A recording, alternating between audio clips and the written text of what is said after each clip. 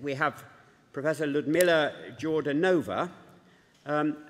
Ludmillia has a special interest in the impact of portraits and images upon our perceptions of practitioners, of scientists and the arts. She's held posts at a number of universities, first of all in Cambridge, then York, East Anglia, Essex and Oxford, and is currently Professor of Modern History at King's College, London. She will talk to us about the impact of images of Darwin. Ludmillia.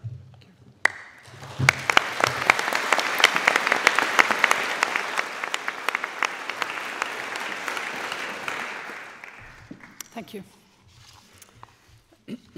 We are being invited to consider Darwin's universal impact. The question of how to measure, understand, and assess impact remains a challenge to scholars from many fields. The analysis of visual and material culture can make an important and distinctive contribution to the assessment of impact.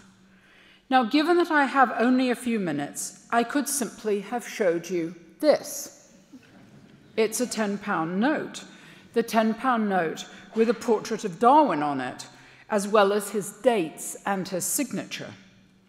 Darwin's presence in the currency of daily life goes largely unremarked, yet it is a sure sign of impact. Only those with a very high level of name recognition are eligible. Yet to include a name on a banknote without a portrait as a visual placeholder would be odd, so the portrait is central. This portrait on the banknote bears a close resemblance to, sorry, am I supposed to point it? Yeah, here we go. And is presumably based on one of the 3 photographs Julia Margaret Cameron took in the summer of 1868. Darwin liked the result.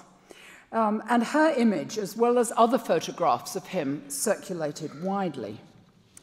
The proliferation of images in a range of media, strategic simplification, and the replication of visual tags constitute major ways in which great figures are created and propagated.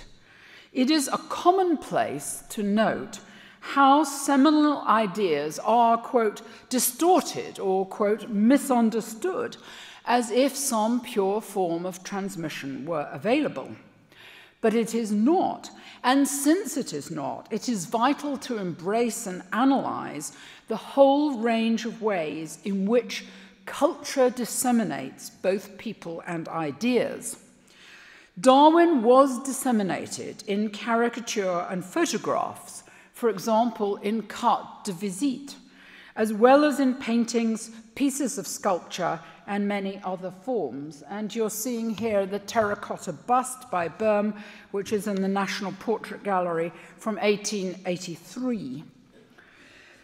Men of science in Darwin's time were thoroughly familiar with portraiture, its diverse forms and many aspects. There was enthusiasm for collecting and exchanging portraits in scientific circles, as there was for photography as a new medium. Darwin shared these enthusiasms. In fact, portraiture is a distinctive form of description. We might even see it as a type of natural history. Gillian Beer has described Darwin as, quote, a famously attentive observer. And we know from the expression of the emotions and much other evidence how interested he was in observing people and faces and in photographic representations. Portraits invite spectators to be observers, in which activity they are following the artist, who has special permission to scrutinize others as she or he is working on a portrait. Thus, while there were numerous mechanisms through which a small number of prominent scientific and medical figures were visually propagated, Darwin among them, themes that were central to his intellectual concerns endow portraits of him with particular interest.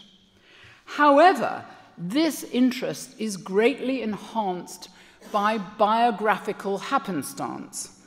I am referring, of course, to the connections via Huxley with the artist John Collier, who married in succession two of Huxley's daughters. Collier's first wife, Marion, was an extremely talented artist, and you are seeing here her portrait of her husband, John Collier, and now his portrait of her, and now her 1878 sketch of Darwin, a reproduction of which may be seen in the splendid exhibition at the Fitzwilliam. Marion's sketch measures 7.125 inches by 4 7/8. And here, for comparison, is the small sketch she did of her father, which measures 7 by 5. Now, it is immediately apparent that this kind of image cannot readily be turned into repeatable, iconic forms. But John Collier's portrait of Darwin, by contrast, could and has. It never stood alone. As I mentioned, caricature has played an important role. Portraits and caricatures are, after all, mutually dependent.